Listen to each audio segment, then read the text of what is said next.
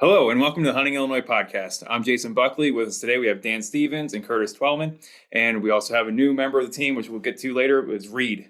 So we'll talk to him in a little bit here. But first off, Dan's going to start us off by going over some of the season dates and reminders to go over in this time of year. So go ahead, Dan. Awesome. Thanks, Jason. Yeah, things are really starting to heat up out there. Obviously, fall is fully here. Hunting season is rapidly underway. Obviously, we're all quite familiar, I would imagine, that archery deer season is underway. Been that way for about a month and a half. But the first firearm deer season does open up in just a few days. So that starts on November 17th through the 19th in counties that are open to firearm deer hunting. So keep that in mind. Hopefully, you guys all get out there. I know I'll be chasing some deer on some public land myself. I drew a tag this year, so I'm pretty jacked up and looking forward to it. But first firearm season, November 17th through the 19th. Pheasant season just opened up on November 4th in both the north and south zone, and that runs through January 8th in the north zone and January 15th in the southern zone. You guys been out pheasant hunting at all? I went out last Saturday on the opener day and had decent success, but anybody else been out yet? I have not. I had a friend book.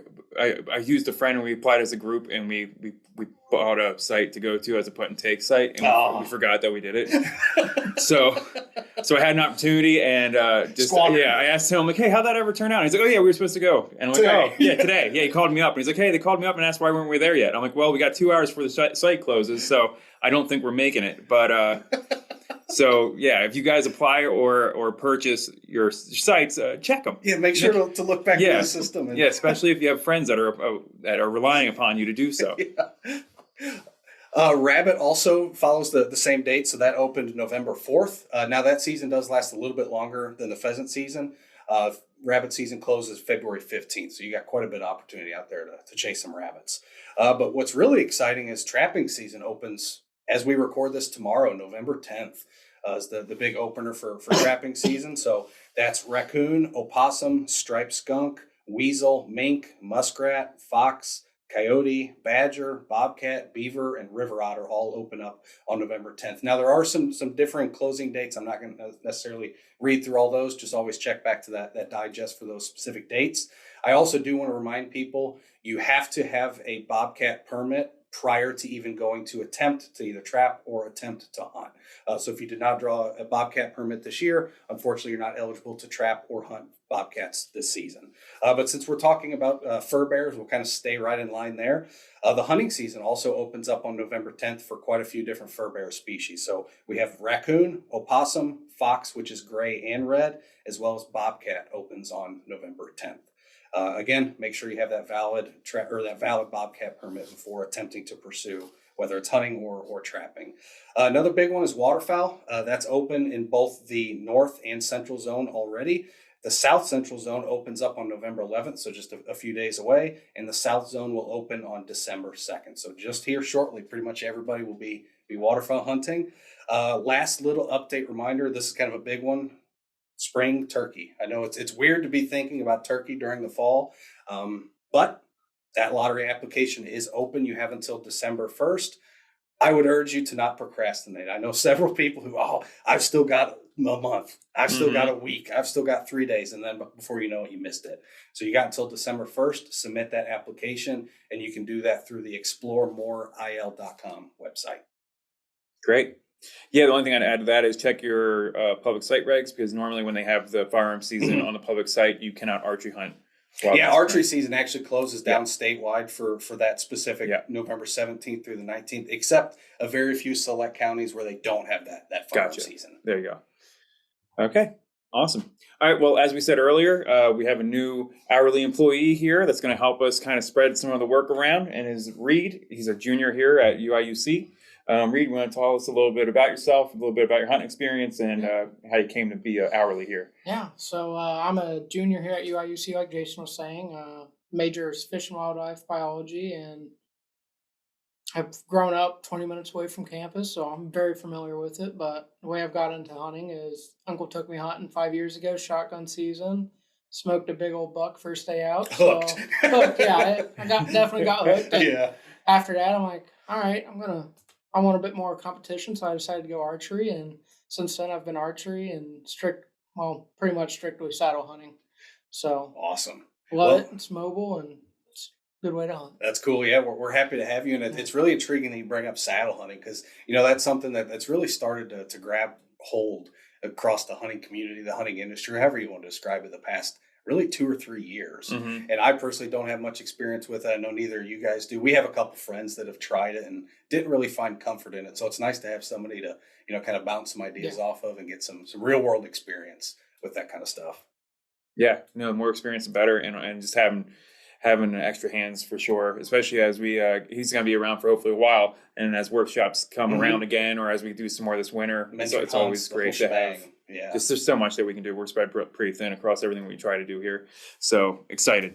Yeah, extremely excited as well. Cool. Mm-hmm. Well, you're ready to dive into the bulk of this episode a little bit? Yeah, so this episode, we were sitting around trying to talk about ideas of what to do, and we decided to kind of look into some deer facts. And so we looked at some deer research and found some interesting stuff.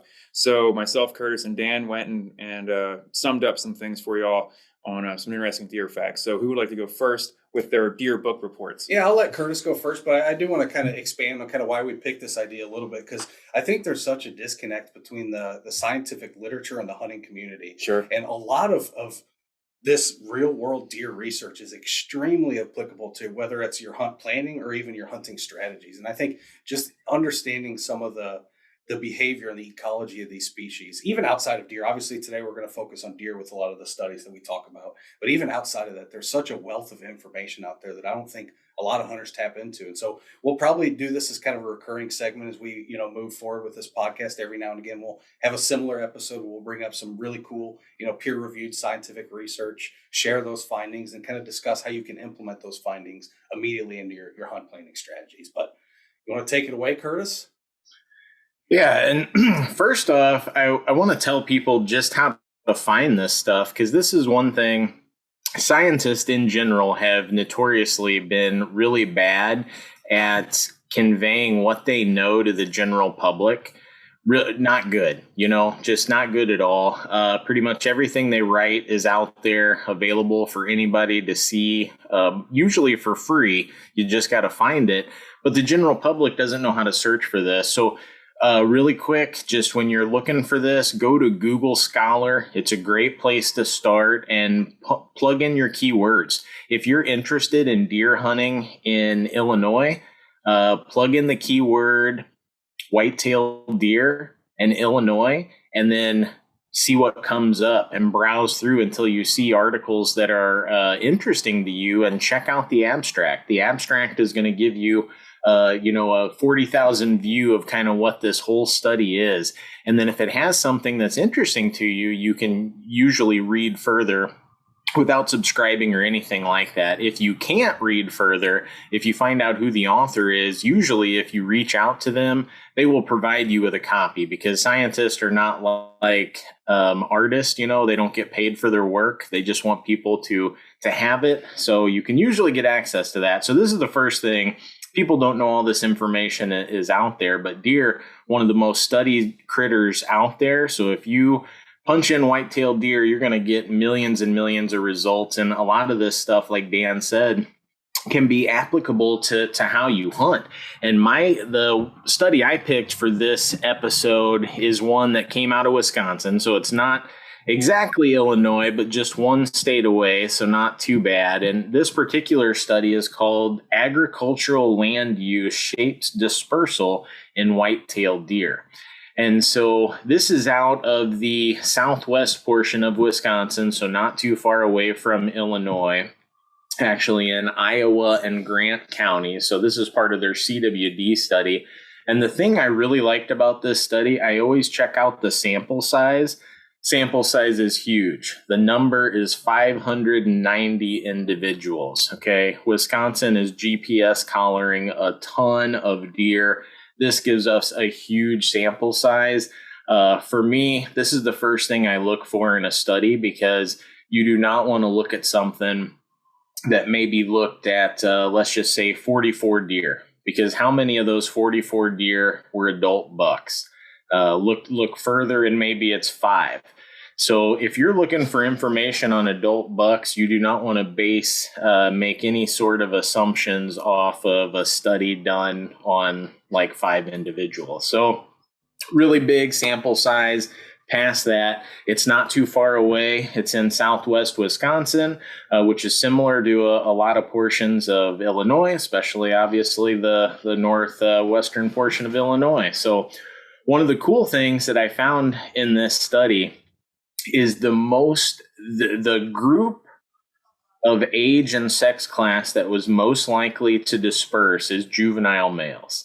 And so they did find dispersal events in all age and sex classes of white-tailed deer. And let me dive into the methods a little bit. How they did this, all these deer are GPS collared.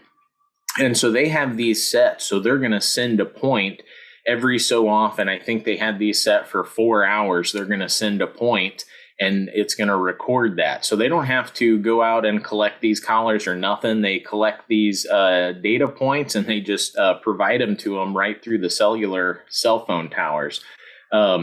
But with these points, they looked for points that were outside of a certain core home range that they're going to call the 90% kernel home range, which is where they spend 90% of their time. That's what they call their home range. So anytime they go out of that, it would basically be triggered to see, is this a dispersal event? And then it would look to see if they stay there. So if the deer traveled a couple miles away and then it was there for just a brief period and then it came back, that was not a dispersal. So to be a dispersal, it had to meet both criterias of moving a distance away from its natal home range and then also staying there. So not coming back in a short period of time. And 64% of the juvenile males dispersed. And of course, the idea here is that the young males, when they start getting opposition, when all the testosterone starts getting up high and some of the bigger bucks there start asserting their dominance, these smaller bucks have to run and go find a new place to live. And then hopefully that prevents them from inbreeding. So they find does that are not closely related to them when they do finally crack into the breeding cycle. But pretty cool. A large percentage of them dispersed. And then the biggest month for dispersal is October. So most hunters are going to be very familiar with this. October, if you go and scout in August, we talk about the bucks. They're all in their bachelor groups, right? You'll see 3 or 4 come out in the bean field all together and they're buds. Everything's hunky-dory. And then something happens in October and they hate each other and now all the bucks are alone. So October was the biggest month for these dispersal events. And generally it was the smaller bucks, so the juvenile bucks, the bucks that are a year and a half old, that are being run out more often. And then the larger bucks will stay. Now they may not use the exact same part of their home range for the whole year. That can certainly shift a little bit, but they would generally stay in the same general area, and it's these smaller bucks that would be run off. And as far as how far they're moving, the average distance was 5.77 kilometers. So they are covering some ground, but the range was really all over the board, as the range was 1.3 kilometers. That was the shortest, all the way up to 68.3. So definitely do have some deer that are moving a long distance. And what they found is that the percentage of land that was agricultural use would have a positive effect with both the percentage of deer that dispersed, so that number would go up, and it would also have a positive effect with the distance that they are traveling. So with more ag on the landscape, the deer are having to travel further to find suitable habitat to take up. So pretty cool. Obviously in Illinois, we have an even higher percentage of agricultural land use than Wisconsin does. In this particular area, they generalized it as 41% forest, which is actually a good amount of forest, about 20% pasture, and about 22% crops, and then a little bit of wetlands. But Obviously, most areas of Illinois, we're going to have a lower percentage of forest and a much higher percentage of ag. So we can expect longer and more frequent dispersal, especially from those young males. So October is a time to be out if you want to see just a ton of young males out moving around. And then as far as what types of habitat these young males are selecting for when they're moving, they are selecting negatively for ag. So they're avoiding ag. They're actively avoiding ag, and they're selecting for wooded habitat near rivers and streams. So I think most hunters would be like, yeah, that makes sense. I've seen this in the field. Oh, that's fantastic.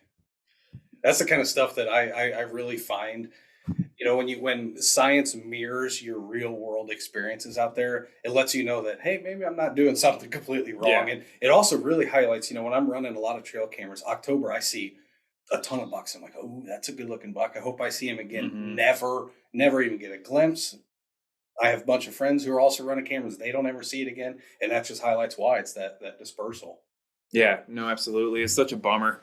It's such a bummer. That's how it works. If anything, it allows you to really focus in on those, even if it's sparse around it. Try to find those woodlots and the corridors that may be going from one field to another field.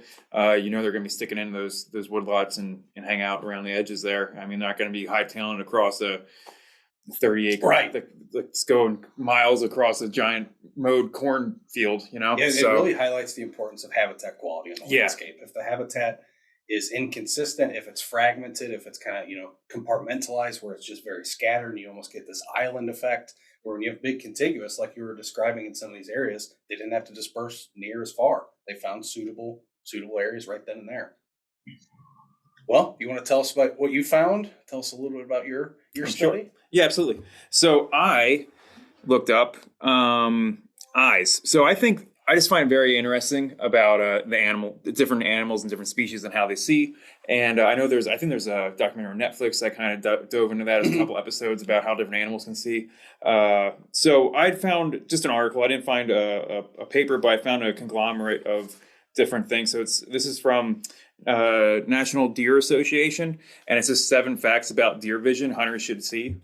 And so, starting off, for one, their corneas are kind of, is it cornea? Yeah. So their corneas are like horizontal, and so they're not circular like humans. They're horizontal. If you ever get a chance to look at one up close, which allows more light in, but they don't see things very fine. The fine detail is lost. So they actually have 20/60 vision, and that's if a deer has good vision, because you have different 20/20 versus yada yada yada.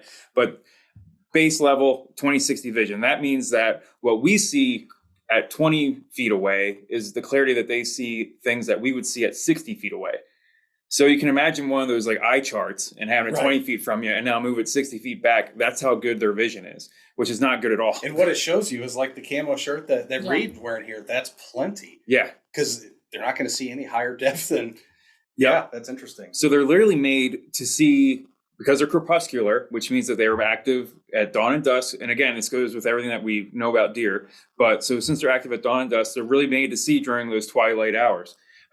So they can absorb more light. So that means that they can see better in low light conditions. They have 20 times more rods in their eyes than they do cones. So cones is color. Cones is color, right. and fineness, rods is to absorb light. So that's 20 times more for that. And then again, this allows them to absorb more light to see in the dawn dusk. But it also has them, they don't have a UV filter, so they don't see color very well. So they see more blues and more short wave light, which is the blue end, versus the long wave light, which is going to be your oranges and your reds. So then oranges to them look gray-brown and not orange at all. And then they can see a lot more blue. And there's a photo in this article, if you're interested in seeing it, you can see what deer see depending on. It almost focused there for a second. Almost. So anyway, so go check out the article, and they have an example of what deer actually see when it comes to orange. And it's just kind of the color of almost light bark or something like that. It's just like a gray scale across. So they don't really see blaze orange. They see, again, 18 times better at twilight. They have a mirror kind of effect. They have a lens that reflects the light, which we don't have. So humans, the light comes in their eye and it bounces once and goes back out. They get 2 bounces and they can use the light twice, which we don't have, which again allows them to collect more light in those low light conditions. This one's pretty freaky. They see motion 4 times slower than what we see. So it means that they can pick up motion easier, and they basically see the world compared to what we are used to seeing it as in slow motion. So that's why they pick me off every time I'm trying to ease that boat back. Yes. So if you move 4 times slower than you think you need to move, then maybe they won't pick you up as easily. But anything that you do that's generally fast, they're going to pick it up. So they're made to see movement. They're made to see in twilight. That's literally all they're made for. The other thing that they're good at seeing is they have a 300-degree field of view. So humans have a 180 field of view. They have a 300 field of view. And the other thing to do with their field of view is that their eyes can rotate 50 degrees, which means that when their head is down, they can rotate their eyes and in different directions too. And so they can rotate their eyes if their head's down 50 degrees up. So that way you think that when they're looking down at the ground feeding, that they're looking at the dirt, but when they raise their eyes up, they're basically looking straight across the field. So if you can see their eyes, they can see you. This is the rule of thumb. That's a good way to describe it. Yeah. So if you can see their eyes, they can see you. And unless you are literally behind their head, where like you can see both their ears and they're not looking at you, you're not in their blind spot. So 300 degrees, there's only 60 degrees behind their head that they can't see, and they can rotate their eyes upwards to be able to see it when they're feeding. And I had this happen to me earlier this year. I had a small buck come in. He put his head down. I thought his head was in grass, and I went to go shift my weight, and he parked right up and looked right at me. Yeah, that brings up a really good point right there. Is when I'm picking a spot to hunt, especially if I'm up in a stand planning on bow hunting with a compound where there's a lot of movement getting ready. Mm-hmm. I like to pick a stand that has what we would call a blocker between me and the primary trail that I expect that deer to be on. Obviously, it's never a perfect science. Mm-hmm. They're wild animals. They can do whatever they want. But if you set it up in an area where you have some kind of blocker at some point along that trail, that's my favorite time to draw. Because like you said, if you can see their eyes, they can see you. Mm-hmm. But putting yourself in a position that you have some kind of natural blocker there. I know Curtis likes to do the same thing. We were out hanging stands a few weeks ago, and he even reminded me, no, we can't put one here. There's not a good blocker for that deer to walk by. And so I think that's really important. That's a really good kind of finding there. And another thing that I like to do, talking about tree stands especially, is make sure you're in the shadows. If the sun's coming up and in the morning it's coming from the east, and in the evening it's going to be in the west, and make sure you're positioned in a way where you're going to be in the shadows. If you're hunting a field, hunt the east side of the field, because if there's trees on the east side, you're going to be in the shadows a lot longer. And that's also the areas that they like to move too. You'll see that deer move kind of, they know that, and they stick to the shadows to hide themselves. But it keeps your movement, you're not as spotlit as you are. But then also in the afternoon, or in the morning, you try to be backlit. So go up on the west side of a tree in the morning, go up on the east side of a tree in the evening. So that way when the sun's setting, it's behind your back. And if a deer looks up at you, they're blind out. Yeah, they can't see anything. And not only that, but you're also not blinded. That's one of the, when I first started hunting, I never thought that specifically about a setup. I just go, oh, this tree looks great. It's in the right spot. I'm going to sit there. Then you sit there and the sun comes up and and you can see maybe 5 yards in front of you. Everything else is just washed out. You just unlocked a memory of mine. I was hunting with a shotgun in Pennsylvania as a kid, maybe 14, and the sun came up and a herd of deer came out. And I went to go look through my scope, and my scope was lit by the sun. I couldn't see anything. I could see like their feet and stuff, and I just could not make out the deer. It was like silhouetted, and that effect happened to me, but with the deer instead of me being backlit, the deer was backlit. And I couldn't see anything. But what was the last tip I wanted to say on that? I don't know, but go ahead. Reed. I will say that is one advantage to saddle hunting, because you're facing the tree. You're able to get away with some movement. You can use the tree that you're in as your blocker. Yep, I'm real antsy in the tree, so it definitely helps me. So. And that's another thing. You can also set up your tree stand to where you're hunting the back, where you're facing the tree. Some tree stands, maybe a climber, maybe adjustable, where you can slide the seat depending on where you're at, and then you actually face the tree. I know my dad's first tree stand I ever saw him have was made where that was the primary spot that you sat. You faced the tree. Mine you can't do that with, but I can spin around and maybe sit on the bar if I really wanted to. But For me, I'm normally standing probably 90% of the time I'm in a tree. When I'm really sitting down, it's kind of that first hour or so where I have made a lot of movement. I don't expect much to happen. But once it gets what I consider go time where I'm expecting a deer, I'm always up standing the whole time anyway. So kind of can naturally mimic what you're doing with the saddle. Yep. I will say with the saddle though, with you not being up against a tree, you do get spotted a lot. Oh, really? Yep, Do you think it's the movement or just the shape? Just the shape. They look up and Kind of silhouetting you. What's up with that? Yeah, that looks funky. Yeah, because some people put their knees into the tree. I don't personally do that. I just lean out. Sure. So I look up. It's almost like being skylit. Yeah. It's just not usual. So. You gotta have something, a leaf litter or something with branches behind you to help break up their silhouette. Yep, that is one thing to keep in mind. I always try to find good background. Yeah. That was the last thing I wanted to say on this was whenever you see a deer and they stare at you for a long time, they truly are looking at you and being like, what the heck is that? Like that. It almost feels like they're looking through you. Yeah, they kind of are because they don't know what you're doing. Just imagine if you ever had your contacts out and you went to go to the bathroom in the middle of the night and you're trying to look. And then there's a dude there. It's literally, and it's just a dog. But it's a coat rack or whatever. Yeah. That face that you're making is basically what the deer's doing. You're like, he's squinting at you like, what is that? I know it's something that's there, but I don't know what it is. And oftentimes, especially the younger deer or the does, you'll start to see this like head bob thing. And I think what they're trying to do is get a little different vantage point on you, but also trying to elicit a little bit of movement out of you so they can start to really pick that up. Yeah, but no, you're truly out of focus to them. Yeah. Cool. Anything to add on that, Curtis?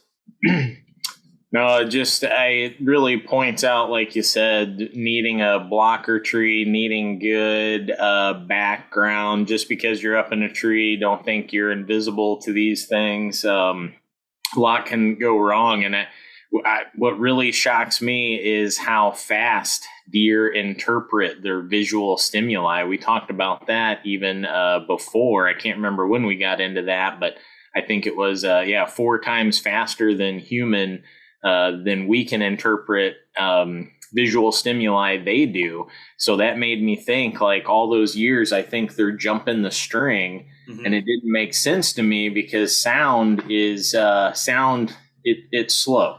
We've all seen it. We go out to the marsh, you see somebody pull up to shoot a duck, and you boom, boom. The sound moves the same speed for everything. Sound doesn't move faster for deer. So I'm always thinking, how do they jump the string? And now it makes sense to me that they're seeing that. They're processing that 4 times faster. It's got to be that. Yep. Because if they were hearing it, they would not be able to react fast enough to duck the string. Yeah, no, I think I've seen that too mentioned where I don't know if they know that for sure, but there is an assumption that they're either seeing the arrow coming at them or seeing your bow move. And not just hearing it. It's basically the Matrix. They're basically it's slowed down enough to where they can see the motion, and then so when they duck or jump, it may be because they're seeing it. And their field of vision is good enough to where the majority of the time you're shooting at a deer, you can see its eyes. The majority of the time. Yeah. So if they can see its eyes, it can see you. It can see your arrow coming at it, and it can possibly move because of it. And for me, that's what highlights. Obviously we all have our own. Let's just say ethical personal distance that you're willing to shoot with archery equipment. That's why for me it's 30 yards. When I first started getting into archery, I was big into I need to shoot 70-pound draw. I've since changed my line of thought on that. I shoot a much heavier arrow, much slower arrow, and I'm only drawing about 50 pounds right now. So for me, about a 30-yard shot is all I'm willing to take, and it's because of what we've just been talking about here. There's a lot of opportunity for movement, especially since we now know that they can pick up on visual stimuli that quick. And then also, last thing that they mentioned in there as well is that they can see blue better than any other color, so they can absorb blue light. So don't wear blue jeans. Don't wear blue. Literally, if you're going to pick a color to not wear, don't wear anything blue. And don't use a blue lighted knock. They'll see that coming straight at you. Exactly. Yeah. So people, they talk about like, oh, you don't need orange. You can go out there in a flannel shirt. You can go out there in a flannel shirt, a red flannel shirt. Don't go out in a blue flannel shirt. You know what I mean? Interesting. Yep. So stick away from the color blue. Cool. Well, I'll kind of jump into this study I found. I found this very intriguing. This is a 2022 study out of South Carolina. Obviously, the landscape's quite a bit different in South Carolina than it is in Illinois, but I think the overall principle of the study applies quite well. And the study is by Stewart et al. It's called Spatiotemporal Patterns of Male and Female White-tailed Deer on a Hunted Landscape. So I want to set the stage right off the bat and really emphasize that this is a hunted landscape. So these are deer that were captured, GPS collared in areas that have substantial hunting pressure. And that was kind of the big theme of this study, was to look at risk aversion as well as their typical deer behavior. So is there a difference between male and female, how they interact with risk, how they interact with, feeding through risk? And so it's a really unique study, but we'll kind of dive right into it. One of the biggest things I want to touch base on first is kind of the overall methods, how they set up this study. It's a little lower sample size than the one Curtis just referenced with about 500. This still has a fairly good sample size of 111 deer. 54 of those were males, 57 were females. They were GPS collared, and the interesting thing is they had a lot of data. They took a GPS point every 30 minutes. So this is a very big data set, very robust. But again, what they were really looking at was kind of this sexual dimorphism in behavior associated with risk, right? So basically what they were essentially looking at was females. This is kind of their hypothesis, is that when an area is both risky and full of forage, animals will shift their timing of feeding to avoid risk, because the food is not a limiting resource. The risk is what's kind of that driving force there that may cause them to shift behaviors. But is that true? Is that not? I don't know. We'll find out. But one of their other big hypotheses, and we know this from the scientific literature outside of just deer, this concept transcends deer, but females generally require greater quality forage than males do. And oftentimes that's due to the size discrepancy between the body, as well as specifically in deer, a shorter passage of food. I won't necessarily get into the anatomical structures of why, but males hold on to food a little bit longer than females do in their belly and through their digestive tract. So again, they captured 111 males, or 111 deer, 54 males, 57 females. And these are all adult white-tailed deer. So there was no fawns included in the study. GPS collared takes the location every 30 minutes. Now, these did not upload to any network. They had to go retrieve these collars once they fell off the animals. And so they're kind of designed to be set for a certain distance. I think in this case, it was about a year. Then the batteries usually start to wear out on these GPS collars. So the collar drops off, emits a signal that then tells them, hey, this is now a dropped collar. They can go out, retrieve that, plug it in, download all that data right there. It's so cool. It is really cool science, really cool wildlife techniques. It's fascinating to me. But we'll kind of dive into some of the findings here. One of the biggest is that while both sexes generally avoided risky areas, so these are areas that were hunted more frequently during the daytime, obviously during legal hunting hours, females were significantly, and this is statistically significant, not just throwing that word out loosely, females were statistically more likely than males to use risky areas containing abundant food sources during the day. And I think that kind of mirrors what a lot of what we see naturally. If you're hunting, let's say a food plot, plenty of food forage there. Who do you see out there during the daylight? Typically, it's going to be your does. And why is that? That's kind of what this whole study is about. But this study also indicated that these female deer are forced to utilize these high-risk areas during high-risk periods due to, again, that smaller body size, as well as increased nutritional demands, because what are they doing? They're getting ready to breed. They're getting ready to start developing, a fetus inside of them, essentially. So they need a lot more nutrition, but also remember back to that kind of difference between male and females of how quick that food passes through their digestive tract. So males are a lot more likely to absorb a lot more nutrients out of that existing food that's already there. Females, it goes throughout rather quickly. I never knew that. Yeah, it's fascinating stuff. The results also are consistent with previous evidence. This is kind of a fairly, this isn't like a novel study, but what it really did was reinforce a lot of other studies out there that kind of hinted, looking at this kind of dichotomy between males and females for risk aversion. There was a lot of literature out there already, but it wasn't nearly as focused as this specific study was. But what they noted, and what I also kind of noted when I first read through this, and I kind of find this the most interesting observation, is about food plots. We have a lot of people who plant food plots for deer hunting. That's kind of your private land management strategy in the Midwest. Put in a food plot, see what happens. But what they noticed was both sexes tended to use food plots more at night, but female selection for food plots during all periods of legal hunting hours, so that's dawn, daylight, dusk, was greater than for males. And females also tended to be closer to risky areas. So if there's a food plot that maybe isn't as secure, females are a lot more likely to use that. And you've probably seen this in the hunting community a little bit.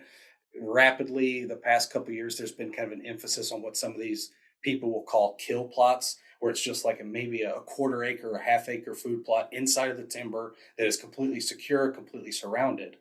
What we find, according to this study, males are a lot more likely to use that. If it's a food plot that isn't necessarily in the most secure area, females still have to use it because like we've kind of mentioned, they need more nutrition, they need more high quality forage, so they're more likely to use those unsecure high risk food sources than males will. So if you're really focused on hunting food, just kind of keep a lot of this in mind, because risk plays a big portion of that. And especially, I know all four of us here hunt public land a lot. You're going to have high risk there for deer. They see a lot of pressure. They feel risk. They may be sleeping. Oh, they get bumped out of their bed at night. There's a lot of pressure out there. So there's a lot of inherent risk for those individuals. So if you really want to focus on getting that mature buck on public land, maybe food sources isn't your best option. Really cool study. Yeah. It all makes sense. It does. And as you start to think about it logically, you're like, yeah. Yep. The food plot, the deer I shot, the one that roofed me in, 161 that scored. It was a good mix of the food plot outside of the woods, but it was a transition before they went out into the field. Sure. So, see a good mix of does and bucks there. Absolutely.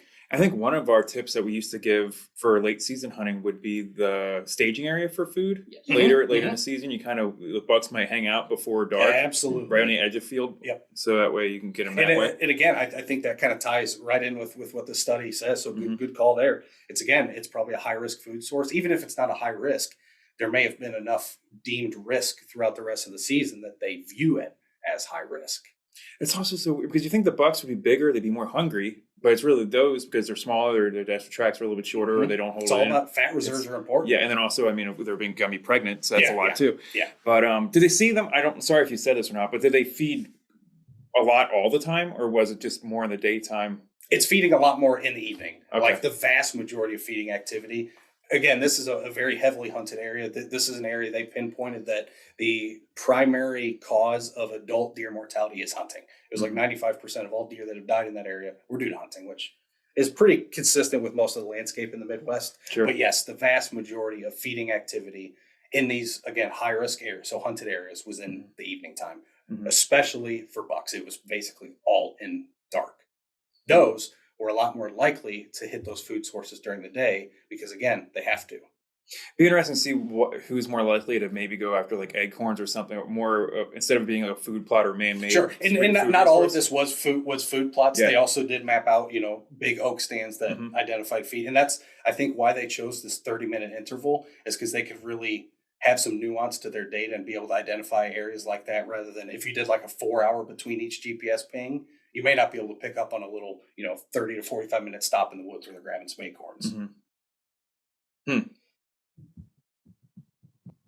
But yeah, really cool study, really applicable. And again, nothing groundbreaking, but I really like science that you can immediately relate to and say, yeah, I see that out there. And yeah, I can apply this. So if I was to, come up with a way to succinctly apply this study for me, if I just want to put meat in the freezer, I'm hunting food sources for does.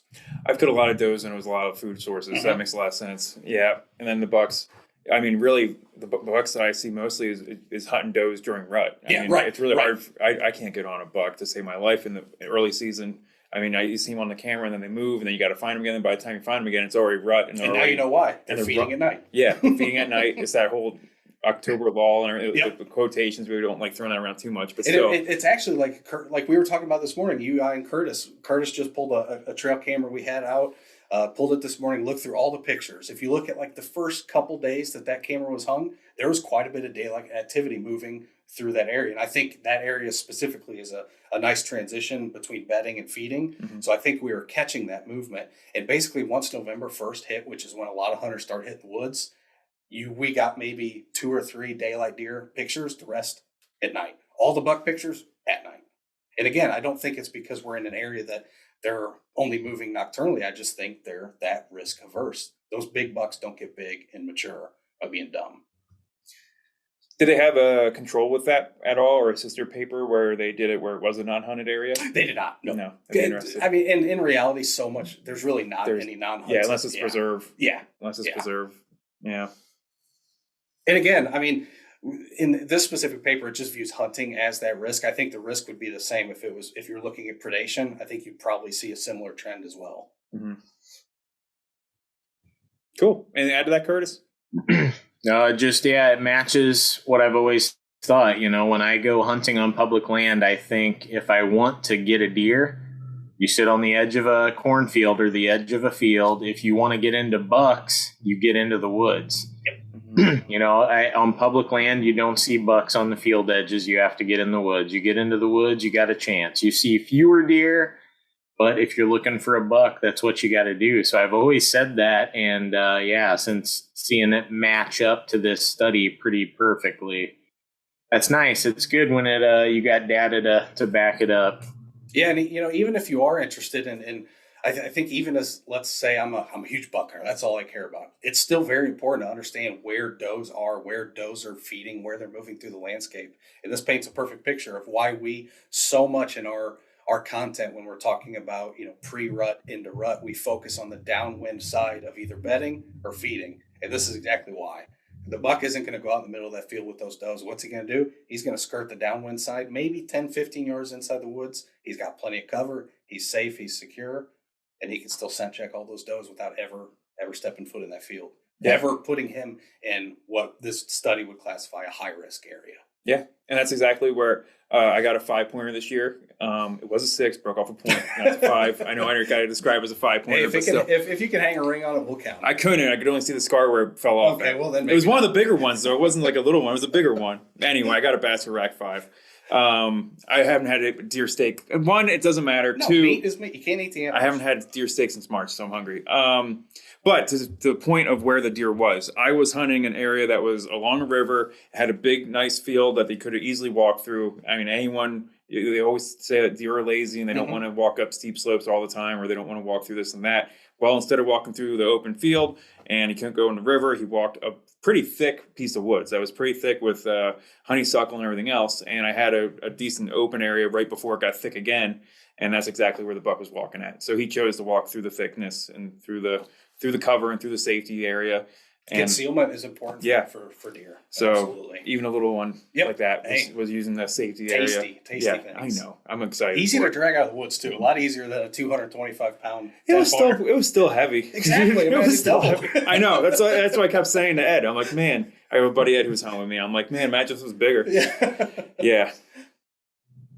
Anyway, you guys got anything else to add about any of these topics? No, I don't think so. I think the big thing is obviously we are, about as close to peak rut as you could probably get without being peak rut. So apply any of this to your strategies. Focus, if you're focused on getting just a deer for the freezer, maybe focus on some food sources. Maybe do what I like to do is what I call a reconnaissance hunt, where I may sit in a big field. I actually just did this on Tuesday morning, sat in a big field, watch a huge expanse of land so I could try to see where those deer are feeding in that portion of the field. That way I can come back the next day and have a really good idea where they're at. So it's time. It's time. If you're interested. With it being time, should mention that all bets are off, meaning that, anything can happen in the deer woods, meaning you might just think you're on a reconnaissance hunt and the biggest buck of your life might be 16 yards in front of you, broadside.